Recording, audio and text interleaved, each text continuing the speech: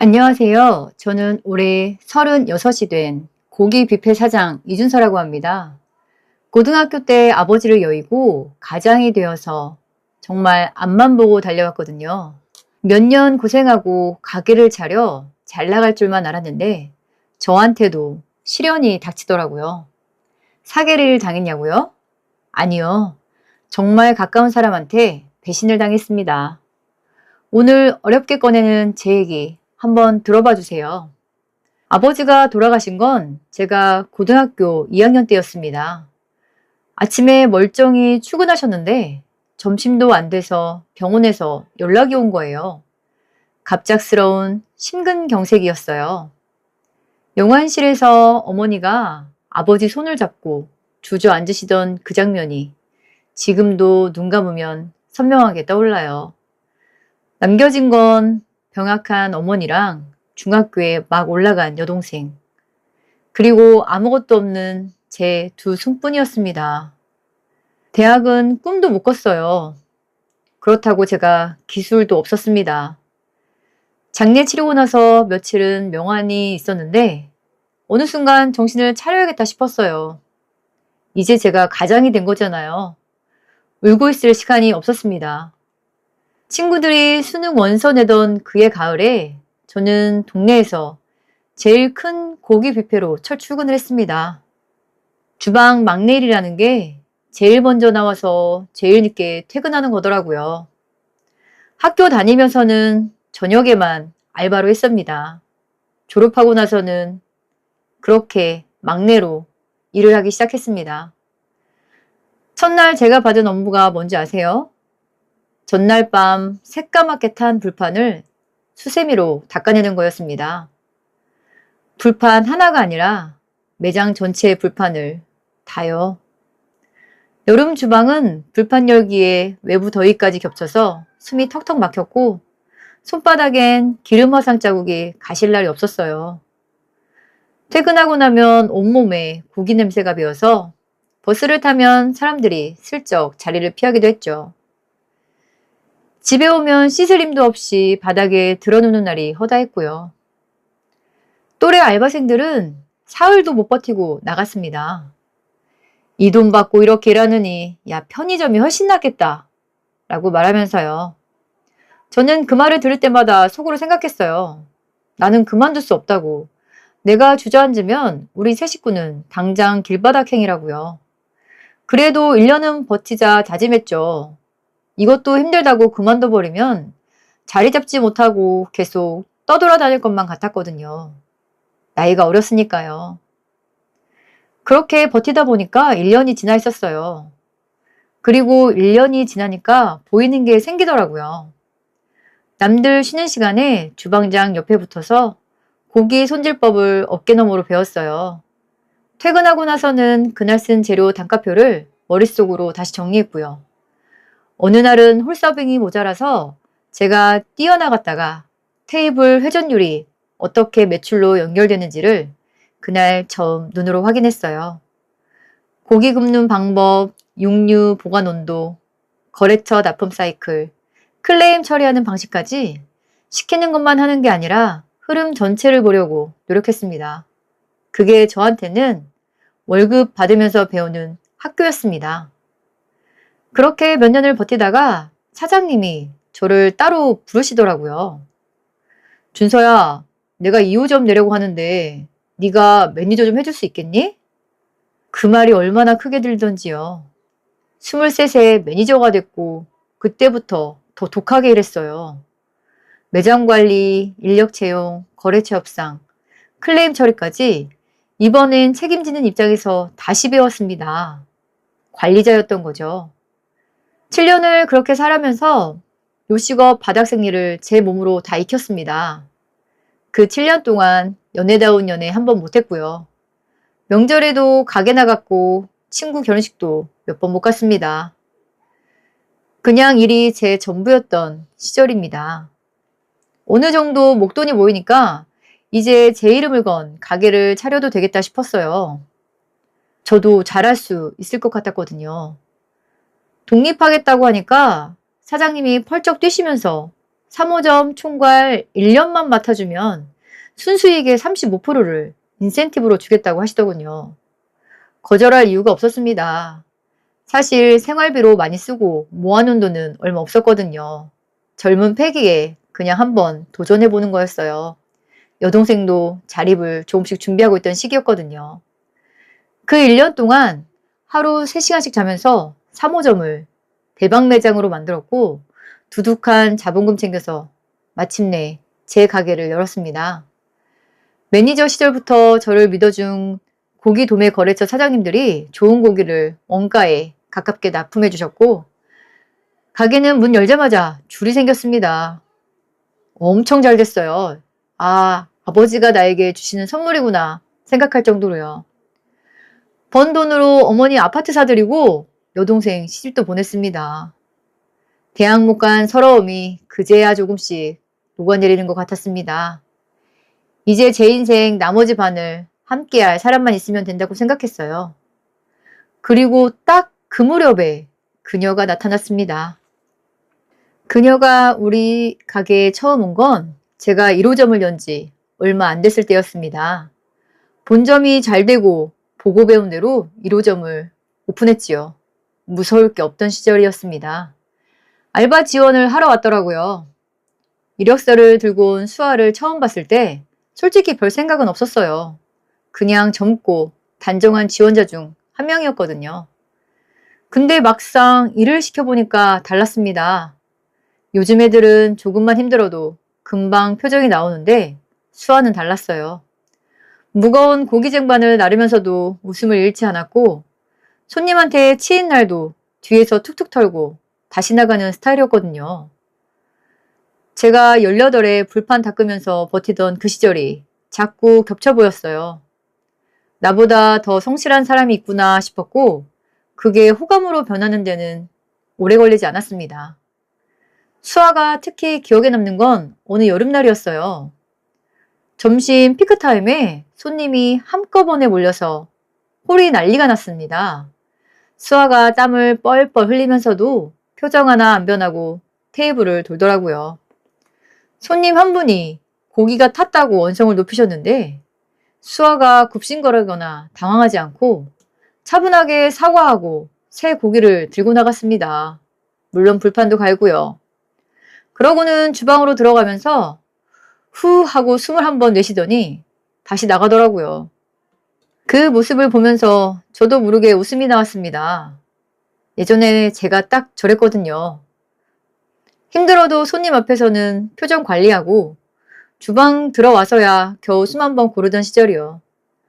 이 사람 보통이 아닌데 싶었죠. 그때부터 눈에 들어오기 시작했어요. 먼저 다가간 건 저였습니다. 퇴근하고 직원들이랑 밥 먹는 자리에서 자연스럽게 얘기를 나누게 됐고 둘이 따로 밥을 먹기 시작했어요.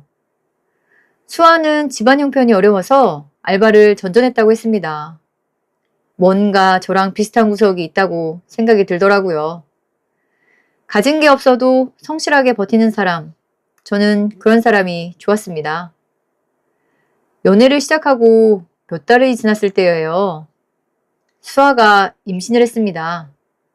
계획한 건 아니었는데 저는 솔직히 기뻤어요. 이 사람이랑 가정을 꾸리면 되겠다 싶었거든요. 양가 부모님께 인사드리고 서둘러 결혼식을 올렸습니다. 지인들만 모시고 작게 올린 시기였는데 그날 어머니가 많이 우셨어요. 준서야, 내가 고생을 너무 많이 했다. 이제 행복한 일만 남았어. 잘 살아. 그 말이 귀에 박혀서 저도 코가 찡했던 기억이 납니다. 결혼하고 처음 몇 달은 정말 좋았어요. 퇴근하고 집에 들어가면 불이 켜져 있고 밥 냄새가 나고 누군가 기다리고 있다는 게 그렇게 좋을 수가 없었거든요. 18살부터 혼자 버텨온 시간이 길었으니까 그 단순한 것들이 저한테는 엄청 크게 느껴졌습니다. 수아가 차려준 밥상이 대단한 게 아니어도 괜찮았어요. 된장찌개 하나에 계란말이 하나였어도 식당에서 먹는 반찬이었지만 그게 세상에서 제일 맛있었거든요. 이거 맛있어? 맛있어. 진짜로. 에이, 그냥 하는 말이지? 아니야, 진짜야. 이런 집밥 먹어본 적 별로 없어. 일하느라 너무 바빴거든. 수아가 그 말에 피식 웃으면서 제 밥그릇에 반찬을 더 얹어줬어요. 그 작은 행동 하나가 그렇게 따뜻하게 느껴질 수가 없었습니다. 주말에는 둘이 근처 시장에 가서 장을 봤습니다. 수아는 이것저것 집어들면서 이거 맛있겠다. 이건 어때? 하면 저는 그냥 다 좋다고 했어요. 사실 뭘 고르든 상관없었습니다. 같이 있는 게 좋았으니까요. 가게 일이 늦어지는 날이면 수아한테서 전화가 왔어요. 밥은 먹었어? 너무 늦으면 나 먼저 자도 돼? 조금만 이따가 기다려줘. 알았어, 빨리 와. 그 짧은 통화가 좋았어요. 누군가 기다려주는 사람이 생겼다는 게, 내 편이 생겼다는 게, 그때는 세상을 다 가진 기분이었거든요. 그런데 임신 초기에 무리를 했는지 수아가 아이를 유산하고 말았습니다. 병원에서 연락을 받고 달려갔는데 수아가 침대에 누워서 천장만 보고 있더라고요. 제가 손을 잡았더니 그제야 눈물을 흘렸습니다. 저도 많이 힘들었지만 가장 힘든 건 아내일 거라 생각했어요. 당신 몸만 생각해. 몸 잘 추스리고 나머지는 내가 다 할게. 그 말이 그때는 진심이었습니다. 처음엔 정말 몰랐어요. 유산 후에 수아가 달라진 게 다 우울증 때문이라고만 생각했거든요. 집에 있는 시간이 길어지면서 수아가 조금씩 예민해졌어요. 제가 늦게 들어오는 날이면 이렇게 말했죠. 당신은 맨날 가게가 우선이지? 나는 뒷전이고. 그런 게 아니야. 지금 매장이 바쁜 시즌이라서 그렇잖아. 너도 알잖아. 바쁘지 않은 시즌이 있기는 해? 매일 바쁘잖아. 할 말이 없었어요. 틀린 말은 아니었으니까요. 더 잘해줘야겠다고 생각했습니다. 가장이니까 더 열심히 해야 한다는 생각과 아내한테 더 신경 써야 한다는 생각이 늘 충돌했어요. 이미 그때부터 뭔가가 시작됐던 거였으니까요. 저는 그냥 몰랐던 거예요. 믿었으니까요. 수아는 몸을 추스른다며 가사 도우미를 불렀어요. 저는 괜찮다고 했죠. 청소랑 빨래 정도는 제가 해도 되니까요. 근데 수아는 나 우울증이잖아. 집에 혼자 있으면 너무 힘들어. 라고 하더라고요. 그 말에 제가 뭘 거절할 수가 있었겠어요. 안 그래도 아기를 잃고 힘들어하는 아내였거든요. 그렇게 도우미 아주머니가 들어왔고 얼마 지나지 않아서 이번엔 피트니스 센터 얘기가 나왔어요. 몸도 만들고 건강 챙겨서 다시 아이를 갖고 싶다는 거였죠. 기분 전환도 하고 싶다고 했어요. 동네 헬스장 말고 제대로 됐는데 다니고 싶다고 했죠. 제가 알아보니까 강남 쪽에 있는 고급 피트니스 센터였어요. 한 달 PT 비용이 웬만한 직장인 월급이랑 맞먹는 곳이었죠. 잠깐 망설이긴 했어요. 근데 또 생각했죠. 돈이야 제가 더 열심히 고기 구워 팔면 된다고요. 카드를 쥐어줬어요. 지금 생각하면 그게 제 실수였는데 그땐 그게 남편으로서 당연히 해야 할 일인 줄만 알았어요. 수아는 매일 피트니스 센터에 나갔어요. 처음엔 운동하고 돌아오면 활기차 보여서 저도 잘됐다 싶었습니다. 우울증도 나아지는 것 같았고 표정도 밝아졌으니까요. 저는 가게 일이 바빠서 아내가 하루를 어떻게 보내는지 깊이 들여다볼 여유가 없었습니다. 아침에 나가서 밤에 들어오는 날이 대부분이었고 주말에도 매장이 제일 바쁜 날이라 집에 있는 시간이 별로 없었거든요. 그냥 믿었습니다. 내 사람이니까요. 그러던 어느 날 가게에서 이상한 느낌 들었어요. 딱히 뭔가 잡히는 건 아닌데 수아가 핸드폰을 유독 뒤집어 놓는 횟수가 늘었고 제가 가까이 가면 화면을 쓱 끄더라고요. 뭐 봐? 아니, 그냥 유튜브. 대수롭지 않게 넘기더라고요. 그게 한두 번이 아니었죠. 가끔 귀가 시간도 늦었어요. PT 끝나고 나면 샤워하고 오면 이렇게 돼. 오늘은 친구 만났어. 라고 하더라고요. 저도 그러려니 했어요. 오히려 일하느라 제가 아무 도움도 못 주는데 잘 됐다 싶었죠. 수아가 성실한 사람인 줄은 제가 알았고 그 모습에 보고 반한 거였으니까요. 의심이란 걸 해본 적이 없습니다. 그러던 어느 날이었어요. 가게 열기 전에 잠깐 집에 들를 일이 있었는데 마침 도우미 아주머니가 나오시는 길이었어요. 저를 보시더니 아주머니가 멈추시면서 물으시더라고요. 실례지만 누구세요? 아, 저 여기 주인인데요. 그랬더니 아주머니 눈이 살짝 커지면서 이러시는 거예요. 어머, 주인이세요? 그럼 맨날 사모님이랑 같이 오시는 젊은 남자분은 누구예요? 저는 그분이 사장님인 줄 알았는데. 편하게 드나드시고 매번 팔짱 끼고 들어오시던데 몸도 좋고 키도 크고요. 사장님, 잘 알아보셔야겠어요. 진짜 주인이시면요. 저는 처음에 말문이 막혔어요. 얼마나 자주 보셨어요? 거의 올 때마다 봤죠. 주 3회 오는데 안 마주친 날이 별로 없었어요. 제가 갈 때쯤 들어오셨거든요. 사장님처럼. 머릿속이 하얘지는 느낌이었어요. 그래도 겉으로는 애써 표정을 관리하면서 고개를 끄덕였습니다. 알려주셔서 감사합니다. 아주머니를 보내드리고 문이 닫히자마자 그 자리에 주저앉고 싶었어요. 다리에 힘이 빠졌거든요. 팔짱을 끼고 들어온다고 했어요. 제 집에 말이에요. 억지로 생각을 끊으려고 해도 자꾸 그 말이 머릿속에서 맴돌았어요. 저는 가게로 가는 길에 전자제품 매장에 들러서 홈캠을 샀어요.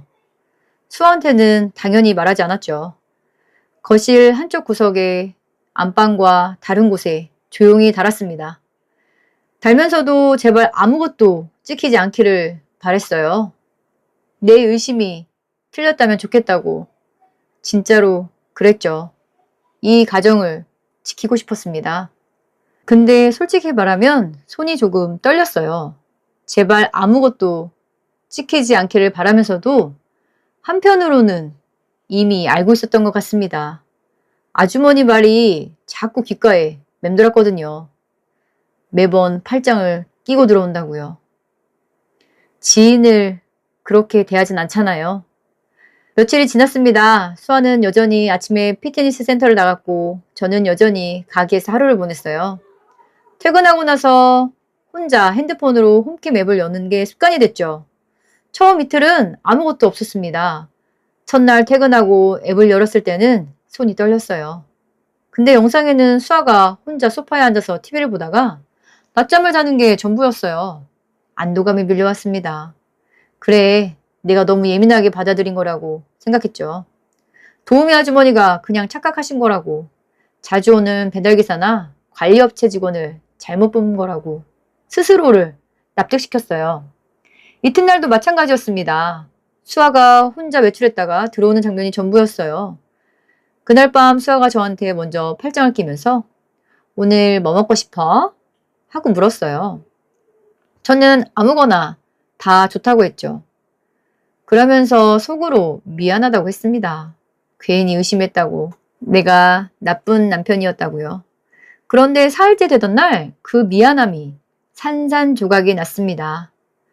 퇴근하고 앱을 열었는데 난 12시쯤 현관 카메라에 움직임이 잡혔어요. 수아가 들어오는데 뒤따라 들어오는 남자가 있었습니다. 키도 크고 몸이 좋았습니다. 운동복 차림이었고 현관에서부터 이미 수아 허리에 손이 닿아 있었어요. 거실 영상으로 넘어가니까 소파에 나란히 앉아서 웃고 떠들다가 안방으로 들어가는 게 찍혀 있었습니다. 안방 카메라 영상을 열었을 때 처음엔 그냥 화면을 멍하니 봤어요. 뭔가를 보고 있는데 머릿속이 못 따라오는 느낌이었습니다. 남자가 침대 위에 비스듬히 기대면서 수아한테 말하더라고요.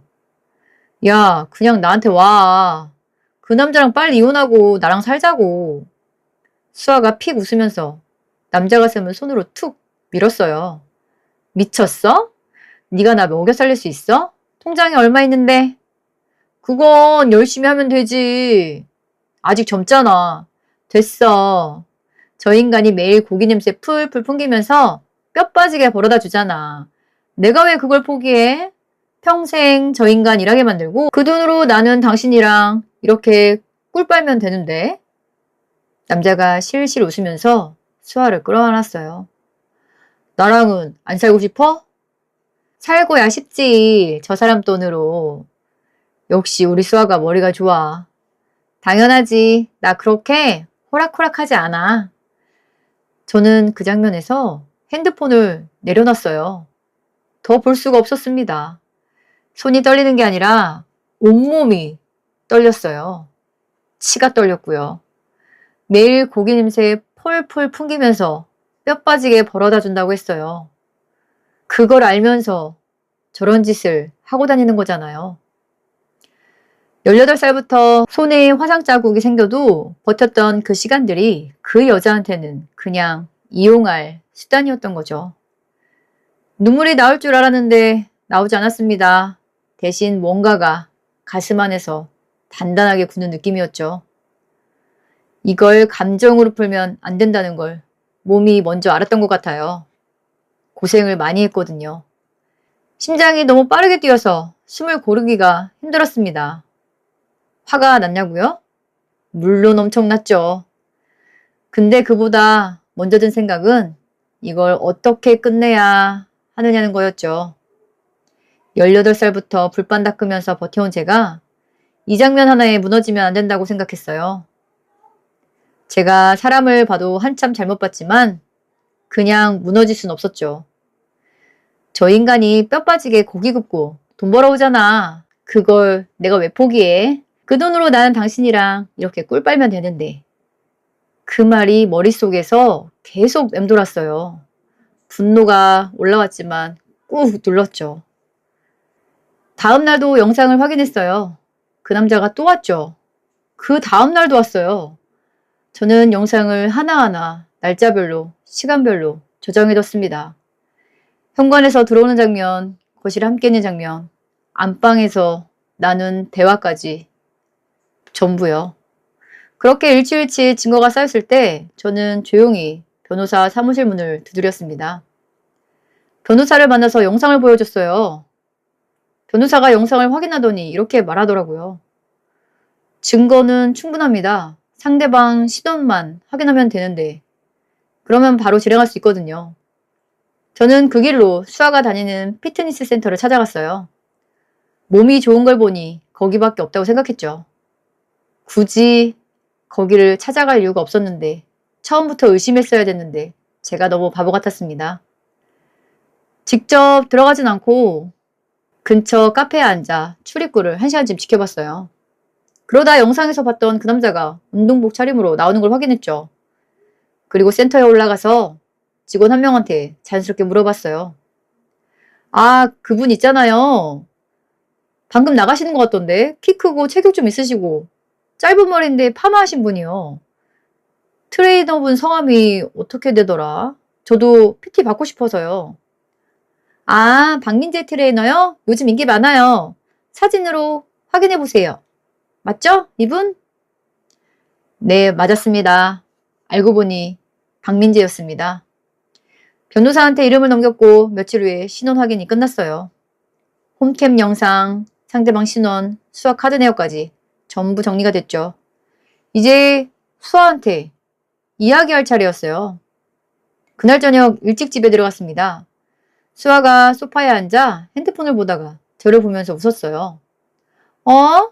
오늘 일찍 왔네. 밥 먹었어? 저는 대답 대신 핸드폰을 꺼내서 홈캠 영상을 틀었습니다. 남자 목소리가 거실에 울려 퍼졌죠. 야, 그냥 나한테 와. 저 남자랑 빨리 이혼하고 나랑 살자고. 수아 얼굴에서 웃음이 사라지는 데는 일초도 걸리지 않았습니다. 핸드폰을 보는 그녀의 얼굴이 하얗게 질렸죠. 이게 뭐야? 이거 어디서 났어? 우리 집에서 났어. 우리 집 안방에서.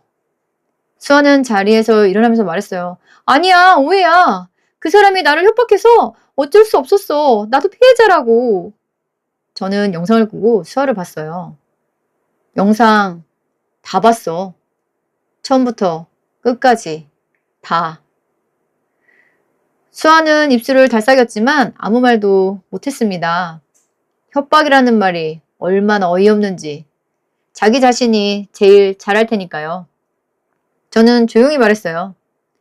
변호사 선임했어. 이혼소장 곧 날아갈 거야. 수아가 갑자기 제 팔을 잡으면서 매달렸어요. 여보, 잠깐만. 제발 한 번만 더 생각해봐. 내가 잘못했어. 다시는 안 그럴게. 저는 수아 손을 천천히 떼어냈어요. 할 말이 없었습니다. 그리고 안방으로 들어가서 문을 닫았어요. 그런데 마음이 편치 않았습니다.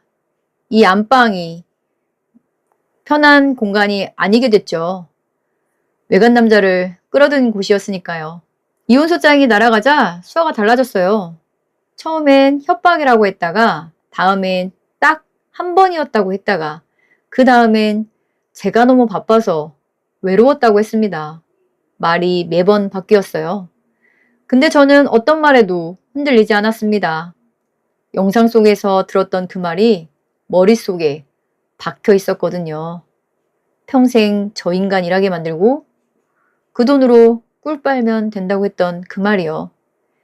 그게 협박 때문에 나온 말이 아니라는 건 저도 알고 수아도 알았죠. 이혼소장이 날아가고 며칠 후에 장모님한테서 전화가 왔어요. 이서방, 우리 수아가 철없이 굴었어. 미안하네. 근데 이혼까지 해야 해? 집안 망신이잖아. 장모님, 영상 보셨어요? 보내드려요? 전화기 너머로 잠깐 침묵이 흘렀어요. 그게 그래도 부부 사이에 그런 게 어딨어. 한 번만 봐줘, 자네가. 저는 조용히 말했습니다. 어머님, 저 고등학생 때부터 일했어요. 그 돈으로 수학 카드 긁어줬고 센터 보내준 거예요. 근데 아시잖아요. 장모님이 말을 잊지 못하셨어요. 며칠 후에는 장인어른이 직접 가게로 찾아오셨어요. 이서방, 내가 잘못 키웠어. 근데 이혼하면 수아도 힘들고 자네도 힘들지. 한번 다시 생각해봐. 저는 장인어른을 보면서 말씀드렸죠. 저는 수아한테 진짜 잘해줬어요. 제가 할 수 있는 건 다 해줬다고요. 네, 아기 유산된 지 얼마 되지도 않아. 그게 이렇게 돌아왔네요. 장인어른이 고개를 숙이셨어요. 또 할 말이 없으셨던 것 같아요. 저도 없었어요. 그분들을 원망하지는 않았어요. 그렇다고 흔들릴 생각도 없었습니다. 자식을 생각하는 마음은 알겠지만 이젠 제가 알 바가 아니었죠. 그런데 솔직히 말하면 위자료보다 더 참을 수 없었던 게 있었죠. 제 집 안방에서 그 짓을 했다는 거요. 제가 새벽마다 일어나서 불판 닦으면서 번 돈으로 장만한 그 집이에요. 그 침대에서요. 그 생각을 하면 위자료고 뭐고 그냥 그 공간 자체를 없애버리고 싶었습니다. 이혼소장을 보내고 나서 바로 부동산에 내놨어요. 처음에 그 집 사고 얼마나 뿌듯했었는지. 그러나 지금은 더 이상 그 집에서 한 발짝도 머물고 싶지 않았습니다. 집이 팔리는 동안 저는 가게 근처 고시원에서 지냈어요. 좁고 불편했지만 오히려 마음은 편했습니다. 그 집에서 자는 것보다 훨씬요. 수아 측에서 조용히 합의하자고 연락이 왔어요. 서로 피해보지 말자고. 저는 거절했죠. 법정에서 끝내고 싶었거든요. 법정에서 수아와 박민재가 나란히 앉아 단순한 친분이었다고 했을 때 저는 실수가 나왔습니다. 우리 집 안방에서 그 짓을 하면서 나눈 대화가 단순한 친분이라고요? 저는 아무 말 없이 변호사한테 신호를 줬어요. 홈캠 영상이 재생됐습니다. 현관에서부터 안방까지 이어지는 그 영상이요. 법정안이 조용해졌어요. 수아 얼굴이 하얗게 변했죠. 박민주는 고개를 푹 숙였습니다. 영상 속에는 수아 목소리만, 음성만 흘러나왔습니다. 평생 저 인간 일하게 만들고 그 돈으로 당신이랑 나랑은 이렇게 꿀 빨면 되는 거지. 방청석에서 웅성거리는 소리가 들렸어요. 판사가 영상을 확인하고 나서야 수아를 봤어요. 수아는 그 시선을 못 이기고 고개를 떨구더라고요. 변호사가 카드 내역도 함께 제출했어요. PT 비용, 호텔 내역, 둘이서의 식사 자리까지 1원 단위로 정리된 내역이요. 판사가 서류를 넘기면서 잠깐 눈썹을 찌푸리더라고요. 위자료는 최고치로 판결이 났어요. 박민지한테도 손해배상 청구를 넣었고 그쪽에서도 배상 판결이 나왔죠. 눈이 뻘겋게 부어있는 수아가 판결이 끝나고 여보 미안해. 진짜 미안해. 다시 한 번만 기회를 줘. 저는 이미 끝났는데 수아는 아니었나 봐요. 미안하다는 말로 되돌릴 수 있는 그런 상황은 아니었습니다. 그 다음은 빠르게 진행됐어요. 박민재가 일하던 피트니스 센터에 판결문 사본과 함께 내용 증명이 날아갔습니다. 센터 측에서는 바로 계약을 해지했고 업계에서 매장당했죠. 운동으로 먹고 사는 동네가 얼마나 좁은지 그 친구가 뒤늦게 알았던 것 같아요. 수아는 위자료의 배상금까지 갚아야 하는 처지가 됐어요. 집도 없고 돈도 없고 친정에 들어갔다는 얘기를 나중에 도우미 아주머니한테 전해 들었어요. 아주머니가 전화로 말씀하시더라고요. 사장님, 그때 제가 말씀 안 들었으면 어쩔 뻔했어요. 잘 됐어요, 진짜로. 저는 웃으면서 대답했죠. 덕분이에요. 정말 감사해요. 모르고 살 뻔했네요. 그 말이 진심이었어요. 가게로 돌아와서 불판 앞에 섰어요. 여전히 뜨겁고 여전히 기름 냄새가 났죠. 그런데 이상하게 그날은 그 냄새가 나쁘지 않았어요. 그 일이 있고 나서 꽤 시간이 흘렀습니다. 지금 저는 괜찮냐고요? 네, 괜찮아요. 이혼이 마무리되고 나서 한동안은 계속 고시원에서 지냈어요. 좁은 방에 혼자 누워서 천장을 바라보는 날이 많았는데 그럴 때면 자꾸 옛날 생각이 났어요. 가진 게 없었고 막막했고 앞이 안 보였는데도 버텼던 시간들이요. 이번에도 마찬가지라는 생각이 들었어요. 어머니한테는 이혼 사실을 한참 후에 말씀드렸습니다. 전화기 너머로 한동안 말씀이 없으시더니 준서야, 네가 잘못한 건 하나도 없다. 밥은 꼭 챙겨 먹고 다녀. 그 말 한마디에 한참 울었습니다. 이혼하고 나서 처음 운 날이었어요.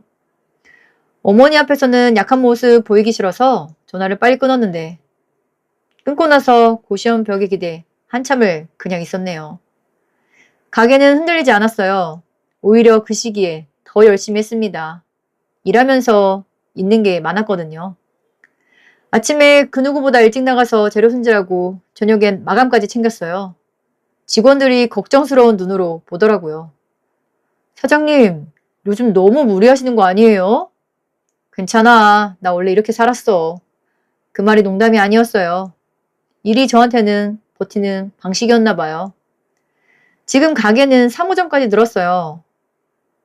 처음 1호점 열던 날 줄 서던 손님들이 아직도 단골로 들어오고 직원들도 오래된 사람들이 많아요. 매니저 시절 저한테 고기 손질법 가르쳐 주셨던 거래처 사장님이 얼마 전에 가게 오셔서 식사를 하시고는 말씀하시더라고요. 야, 너 처음 불판 닦던 애가 이렇게 됐네. 네 아버지가 봤으면 정말 좋아했겠다. 그 말에 웃음이 나왔어요. 눈물이 날 뻔했는데 꾹 참았고요. 수아 소식은 가끔 들려요. 굳이 찾지는 않는데 들리더라고요. 불쌍하냐고요? 솔직히 말하면 그런 감정이 들진 않아요. 생각해보면 수아랑 함께했던 시간이 그렇게 많지 않았더라고요. 금방 임신을 했고 유산을 하고 이렇게 이런 일들이 벌어진 거거든요. 그래도 평생 못 잊을 것 같아요. 저를 향해서 했던 말들이요. 요즘 저는 아침마다 가게 문을 열면서 잠깐 불판을 들여다봐요. 새까맣게 탄 자국이 남아있는 그 불판이요. 때로는 뜨겁고 때로는 무겁고 닦아도 자국이 남지만 그래도 계속 쓸 수 있잖아요. 저도 그런 것 같아요. 상처가 남았지만 그래도 계속 살아갈 수 있을 것 같아요. 여러분, 오늘 제 얘기 끝까지 들어주셔서 감사해요. 사람 상대하는 일을 하면서 정작 사람 보는 눈은 이렇게 바보 같을 줄이야. 저도 몰랐네요. 누군가를 믿는다는 게 때로는 가장 무서운 일이 되기도 해요. 근데 그렇다고 사람을 믿지 말라는 얘기를 하고 싶은 건 아니에요. 다만 남을 믿기 전에 나 자신을 먼저 믿어야 한다는 걸 이번 일을 통해서 알게 됐어요. 사람 속은 안개 같아서 아무리 가까이 있어도 다 알 수는 없더라고요. 긴 이야기 끝까지 함께 해주셔서 진심으로 감사드리고 오늘도 모두 행복하세요.